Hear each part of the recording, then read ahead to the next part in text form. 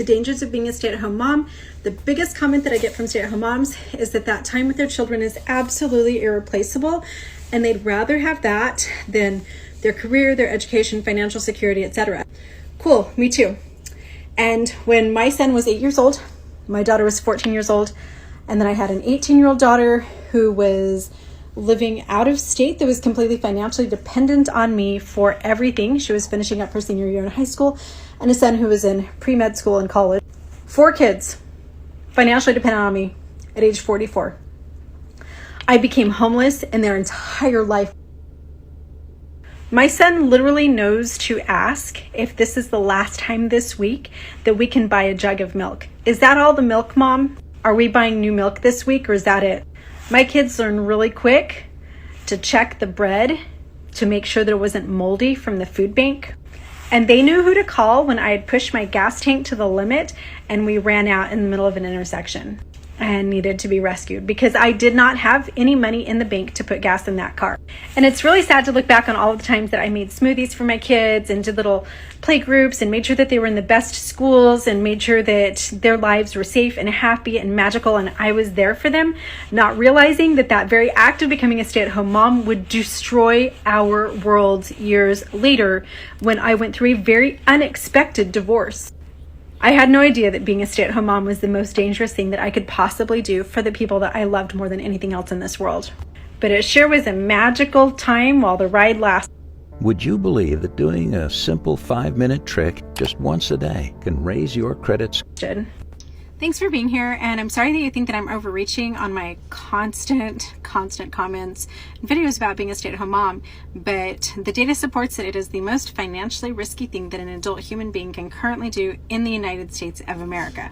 And just from my personal life, I cannot even tell you how many of my friends and family have been devastated by midlife divorces like mine. I'm almost 50 years old. The fact is, there is not an adult human in the world who should ever put themselves in a position where they are financially dependent on another human being. And of course, everybody who becomes a stay-at-home mom does it on the expectation that they're going to have the best possible outcome. They're planning for the marriage to last a very long time. They're planning to grow old together, but that's one of only 3 possible outcomes. The marriage can be lifelong. The partner can decease at some point during the marriage, and the marriage can terminate. Stats show right now that between 50 and 60% of marriages do end in divorce. But when I get in my car, I don't plan for the best possible outcome. I don't plan for the fact that I'm going to get from point A to point B and be totally safe. We have airbags. I always put my seatbelt on and I drive safely, and we have insurance. We have planned responsibly for the best case and worst case scenarios. Not because I think I'm going to be in an accident every time I get in, but because I know that stats show that I will at some point.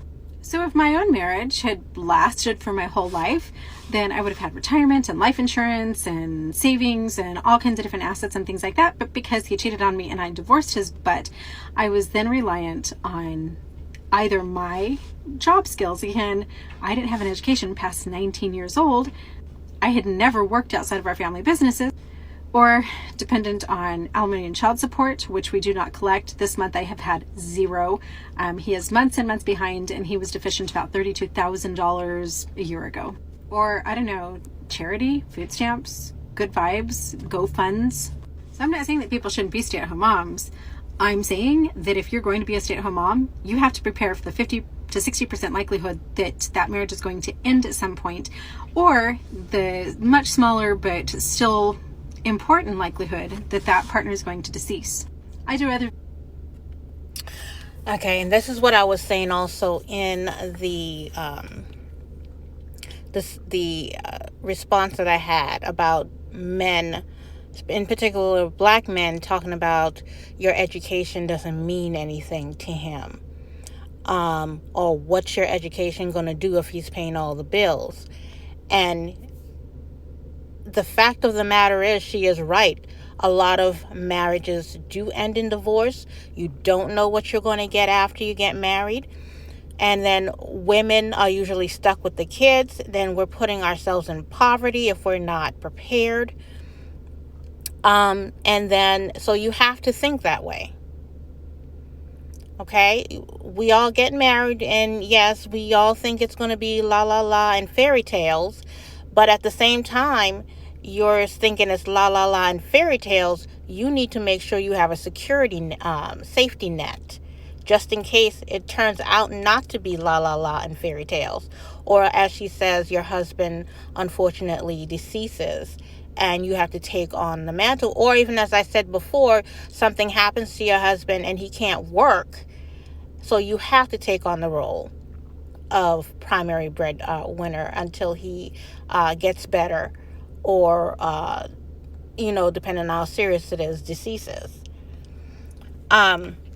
Or even if the life insurance money doesn't cover everything, you have to make sure you think this way. This is an art that unfortunately has not been passed down to the current generations, and how to make sure you keep your self active in the community, volunteer at your children's school, create a home business so that you still have something to put on your resume, and that you still have like a side income coming in. And make sure you get your education. This is what we advise you. Get your education, travel, work for a few years inside your chosen profession, save money in your own bank account that you have in your own name. So, and you keep that as an emergency fund, because you never know what's going to happen.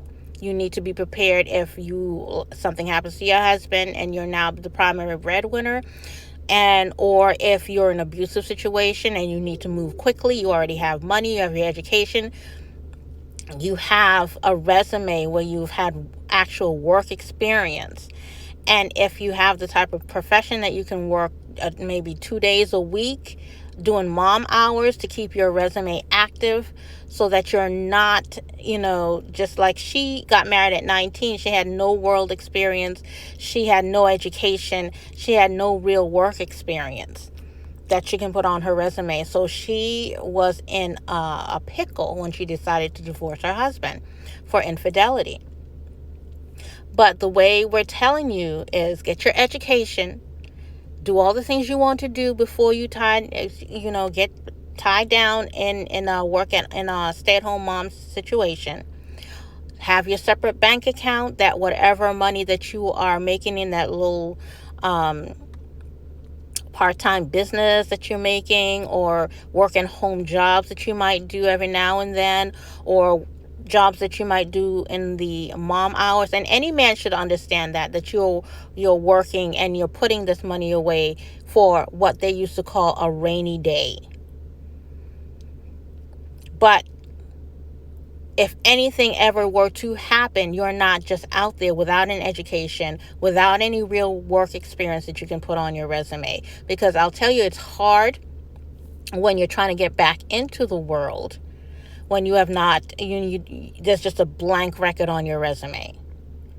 Okay? And there's a 24-year gap that you have not done anything. You haven't volunteered at your children's school. You haven't volunteered in the community. There are things that you can do that you can put something on, be able to put something on your resume. Start your own business, help a friend out at their business, work for free, like volunteer to work for free, like at anything in your or near your profession. Just so you can have that work experience on your resume in case something happens and you're not dealing with just a blank resume and starting from scratch.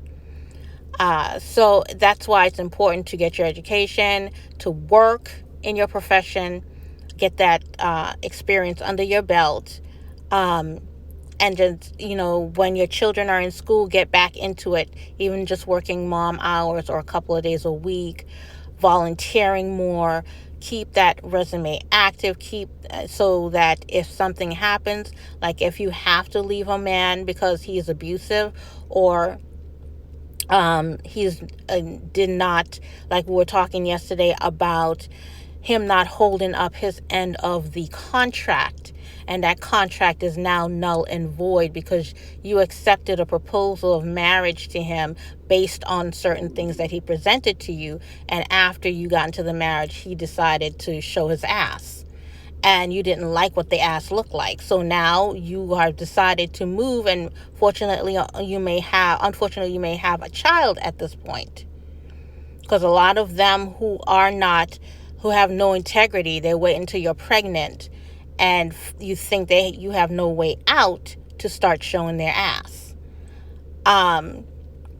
So you really need to make sure you have your education. As I said before, with these black men telling you your education and degree don't mean nothing to them, it's not for them. It's for you to make sure that you always have a safety net.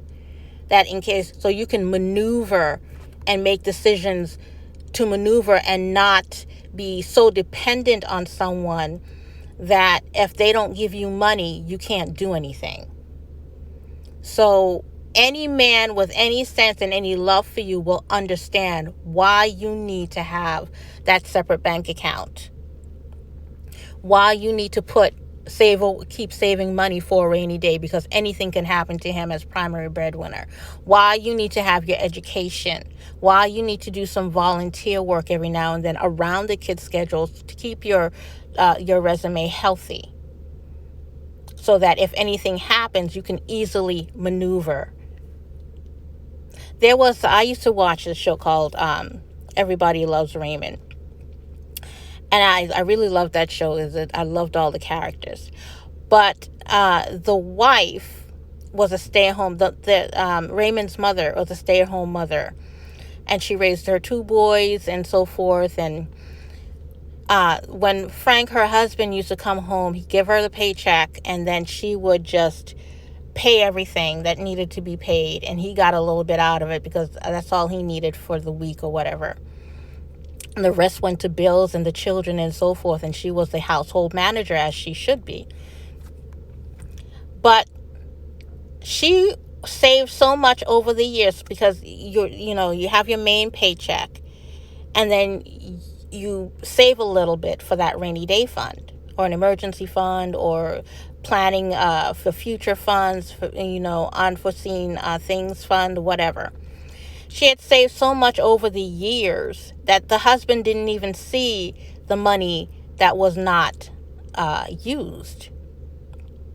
She had saved over $40,000 over the years that they have been married, and was able to take the whole family on a trip to Italy, all expenses paid. And I say that to say this is that, like I said, the art of women putting away money, who are stay-at-home mothers, putting away money for that rainy day, for that unseen expenses, for those abuse relationship type situations, has been lost. That art has not been passed down. And so, and it needs to make a reappearance. Because if you are a stay-at-home mom, if your husband decides that he wants to control all the money, then if he gives you $100, put away $20, and still find a way for you to maintain your activity on your resume around your duties as wife and mother. Okay, because anything can happen, and you should be prepared. So a lot of people are coming for this woman. I think she's right in terms of making sure that you are prepared, because as she says, you get into the car, you make sure you have your seatbelt on, you make sure you have insurance on the car, just in case anything happened. But a lot of people are taking it that she's saying don't get in the car at all, meaning don't be a stay-at-home mom. So you have to do whatever is in the best interest of the children. And the children need that interaction. They need someone there to be able to take them to their activities. The mom's you don't want to be one of those parents that are never there for any of your children's stuff. So you're going to have to make some decisions based on that. And children, like Gen X we grew up as latchkey kids. That wasn't good either. So you are going to have to make the best decision for your children and yourself. And usually it's not to get into a relationship until you've at least got your education, established a career, got your own savings account going, and put money in that savings account throughout the years of your marriage. Okay? So y'all do whatever, works for you. But if there's a man telling you you don't need to do that, that is not the man for you, honey. Because he's not thinking about things that could happen to you. Like, she's stuck in a situation where her husband is not even paying his alimony and child support. And he's $32,000 in arrears. So you don't want to be stuck like that. We have, and then black women are even in a different situation where you're marrying men that don't have money like that in the first place. So they're not even paying child support like that or alimony like that. I don't think black women know what the term alimony means. But just make sure, do not listen to these fools telling you do not need an education. Get your education, travel, enjoy yourself. When you find that right person on your level, and that's why you don't marry down as well. Marry at your level or above. And then make sure you are prepared. Keep your resume active. Volunteer work from home, start a business around your job as household manager, wife, and mom. Okay?